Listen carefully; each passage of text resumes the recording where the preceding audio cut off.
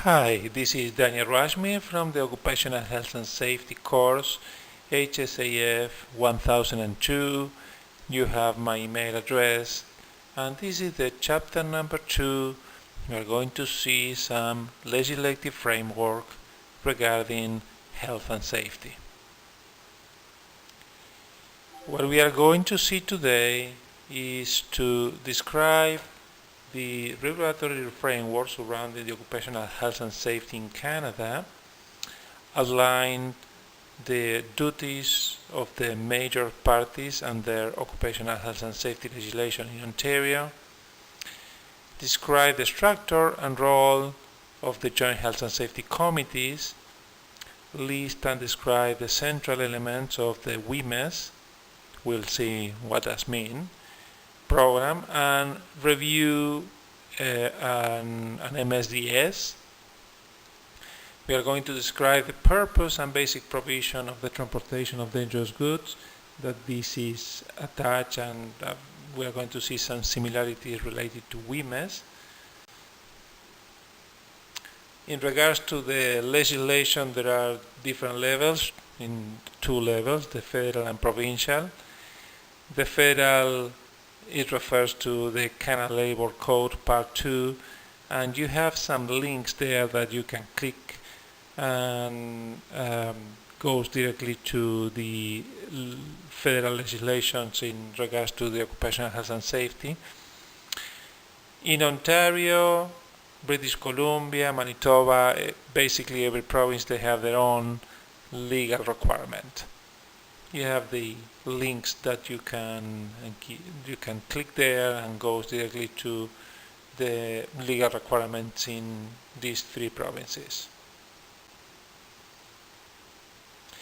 But what is the difference between the federal and the provincial regulatory requirements? And we are going to see now the federal requirements, that is the Code Part 2, and it applies to, for example, Indian reserves, the exploration and development of petroleum and land subject to federal jurisdiction, industries declared by the Parliament to be for the general advantage of Canada or of two or more provinces, for example, uranium mining, nuclear power, grain handling, grain elevators, license by Canadian Grain Commission, certain feed mills and feed warehouse, flour mills, and grain seed cleaning plants.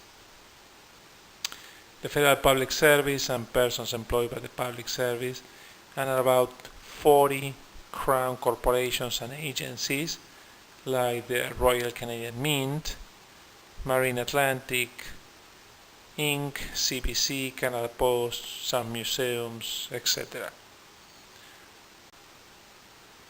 Other examples: banks, railways, highways and air transport, ferries, tunnels, bridges and canals, telephone and telegraph systems, pipelines, radio and television broadcasting and cable system, shippings and shipping services, employment in the operations of ships, trains, and aircrafts. Basically, this is the main applications of the federal regulations, even though the company, of course, is in provincial, but what regulates this company or this area or these premises, it's the Canada Labor Code Part 2.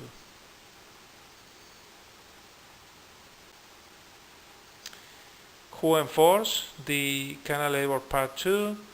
It's enforced by the Labor Program of the Human Resources and Skill Development in Canada in partnership with Transport Canada and the National Energy Board. Transport Canada is responsible for on-board employees in the aviation, marine and rail sectors under federal jurisdictions. And you have some links there that goes directly to Transport Canada. For example, the National Energy Board is responsible for employees in the oil and gas sector under federal jurisdictions. What is an act and what is a regulation? An act is a federal, provincial, or territorial law that constitutes the basic regulatory mechanism for occupational health and safety. It describes the general duties and duties of different individuals. They are developed by the provincial parliaments. An act typically defines what has to be done. It doesn't say how. It doesn't say, usually it says who is responsible to do what and when, but it doesn't say how to do it. A regulation is a little more specific and defines how the general intent of the act will be applied in specific circumstances. They are developed by the Ministry of Labor officials with public consultation. Then we have guidance and policies, standards and codes. Guidance and policies are more specific rules that are not legally enforceable unless referred to in a regulation or in an act. Standards or codes are design-related guidance established by agencies. Usually are third-party agencies like CSA Standard, Canadian Standard Association, or ANSI for the United States, NFPA, National Fire Prevention Associations, and others. You have the link there for the CSA Standard in Canada. This is only an example how the legislative framework works in many jurisdictions in Canada. For example, for forklift operators, the Ontario Regulations 851 for mobile equipment, it says that mobile equipment shall be operated only by a competent person. We have these different definitions in regards to competent person. And the CSA standard B335-04 it says that operators of lift trucks shall receive retraining and at intervals not exceeding 3 years. And these are two, even though the CSA standard is not referring to regulation, it's not mandatory, but it's a good practice. But you see here that not only the Ontario regulation applies, but also applies other standards that you may not be aware. Examples of standard codes mentioned in the industrial regulations, for example, there are some, the building code refers in the industrial regulation, the fire code made under Fire Protection and Prevention Act. There is another, in regards to professional engineers, the pre-start health and safety review required under items 1, 2, 3, 4, 5, 6, and 7 of the table shall be conducted by a professional engineer. It means that there are some specific requirements that the professional engineers need to be doing in regards to health and safety, like approve safety circuits for machine guarding, etc., or lifting devices. In that case, because it's referring to regulation now, it's mandatory. But some things that are not referring to regulations, in that case we call good practices or due diligence that we need to follow. Application of the health and safety laws in Ontario. The Ontario Occupational Acts and Regulations does not apply to work for which non-monetary compensation is provided. Basically, you don't provide money in the regulation, the Occupational Health Act and Regulations don't apply. Work done in private residencies and work under federal jurisdictions, of course, they don't want to be, apply both regulations at the same time. And there are some limitations and exceptions, for example, farmings and teachers and self-employed persons. There are some limitations and exceptions that you can click there in the link that I provided to you. Let's see some definitions here. RSO means Revised Status of Ontario in 1990. Basically, it is the Occupational Health and Safety Act. You are going to see this acronym in different places. Statute, the term statute and acts are interchangeable, are the same. RRO 1990s Revised Regulation of Ontario means that, for example, what we refer in this particular course is in general industrial, the regulation for industrial establishments. Yeah, A51 in the reality. The Ontario Regulation 213-91 is the Ontario Regulations for construction projects. In that case, you have some acronyms that it's worth to remember. And we have a list that there are in Ontario. You can go to the website there in the link below, and you can see different Ontario regulations that applies to the occupational, that refers to the Occupational Health and Safety Act in Ontario. What is the scope of the occupational health and safety legislation in any jurisdictions? All occupational health and safety legislations includes the following elements. They have an act, now you know what it is. They have a power of enforcement, who enforce the act. Ministry of Labor or Department of Immigration in some jurisdictions. All of them, they have the right for workers to refuse to do unsafe work, and we will see in a couple of minutes what that means, but all of them, they have the refusal to work. Protection of workers from reprisals in case of refuse to work. Duties and responsibilities assigned to employers and others. This is one of the most important aspects that you need to understand in this course. You may not need, what is a machine guard in a crane, forklift, or you haven't seen in your life, but you need to know who is responsible to do what and when in regards to health and safety in the workplace, not only from the operational point of view, but also from the legal point of view.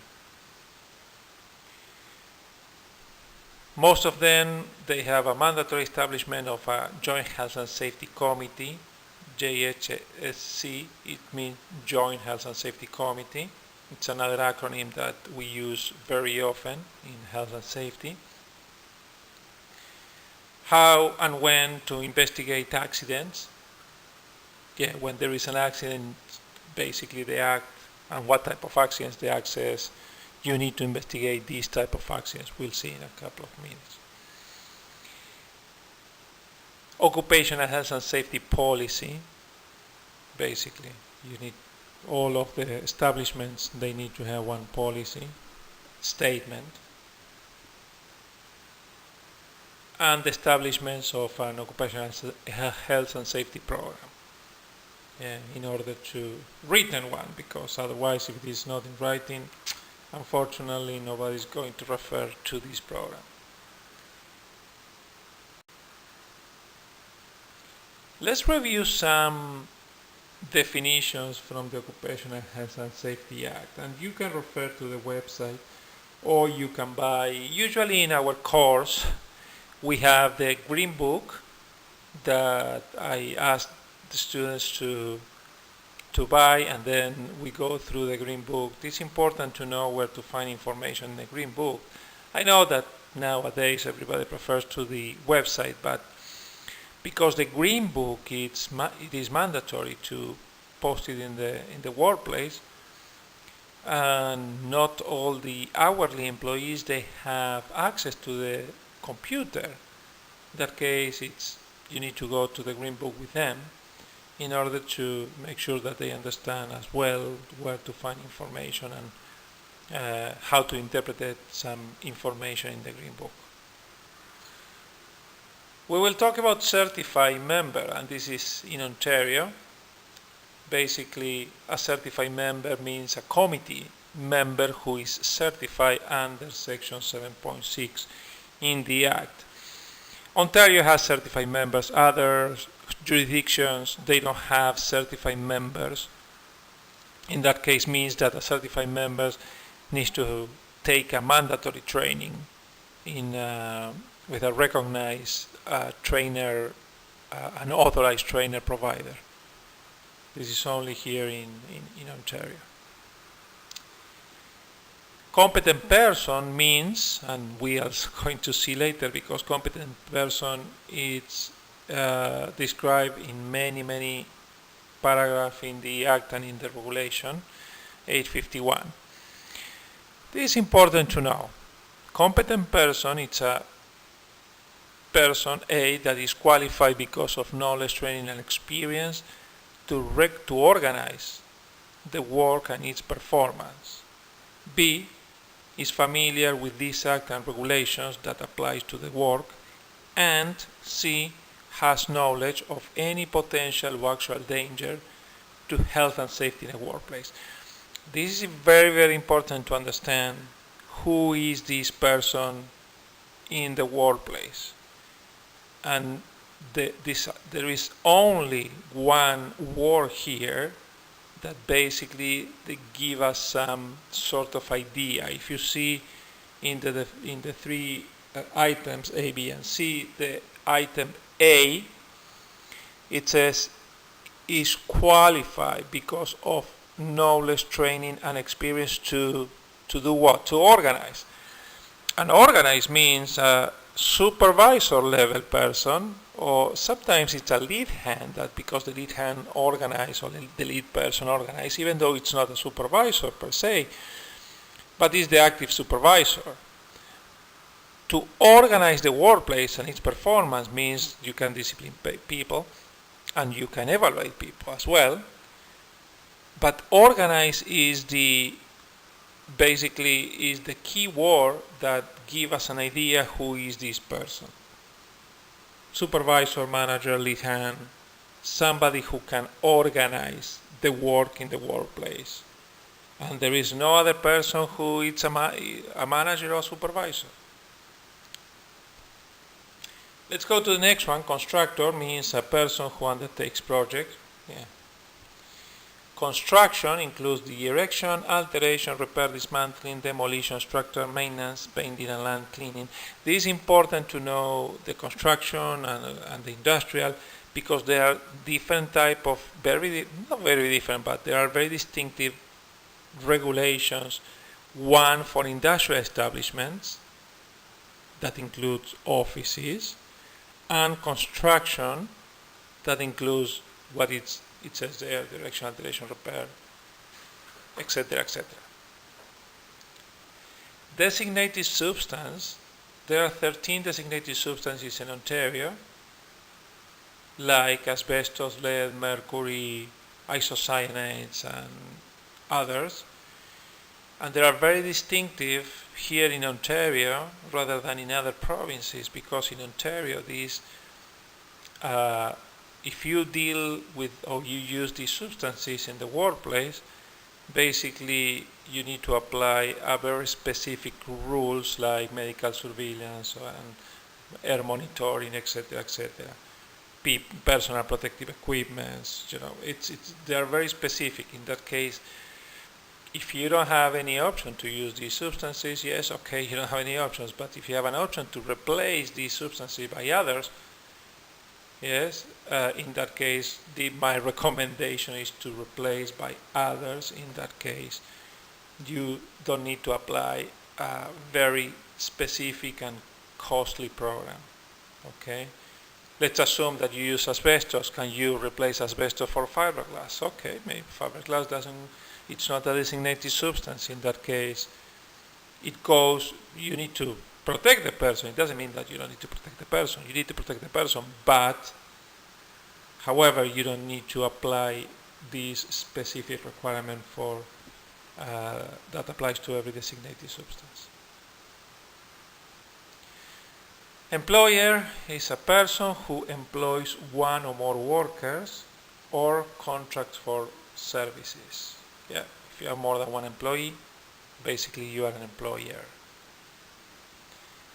Hazardous physical agent. Now we know what is a physical agent because we saw that today. In that case, it's, remember, electricity and noise and temperature, these type of agents.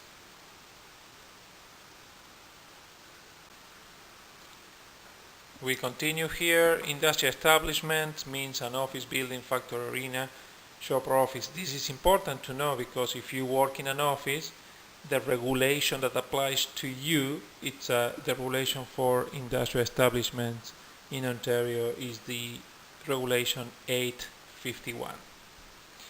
Inspector is the MOL inspector or Ministry of Labor inspector. Occupational illness, we saw that, but it's in the definition in the Occupational Health and Safety Act. Owner is the occupier of any lands or premises used or to be used as a workplace. Prescribed means something is prescribed by the regulation made under this act. Project means a construction project. Okay, you can have a construction project in an industrial establishment as well. It seems weird, but it's important to know because if you do a construction project in an industrial establishment, you apply the construction regulation 231. It's a little weird how everything is set in Ontario, but it is what it is. Okay. Supervisor means a person who has charge of a workplace or authority over a worker. With or without title, and we touched base before, if you have lead hand person, basically if this lead hand person has an authority over a worker, or in the workplace, even though let's say at night shift you have 4 employees and one of them is a lead hand. Basically he is the supervisor, he's the active supervisor. In that case there are some specific requirements for supervisors in Ontario and in the rest of the jurisdictions. And in that case, but the person can argue that it's not being paid as a supervisor. Sorry, you are a supervisor. In that case, there is no escape. Workers means a person who performs work or supplies services for monetary compensations. And the workplace, it means any land, premises, location of things at, upon, or near which a worker works. Okay, your workplace is where you work.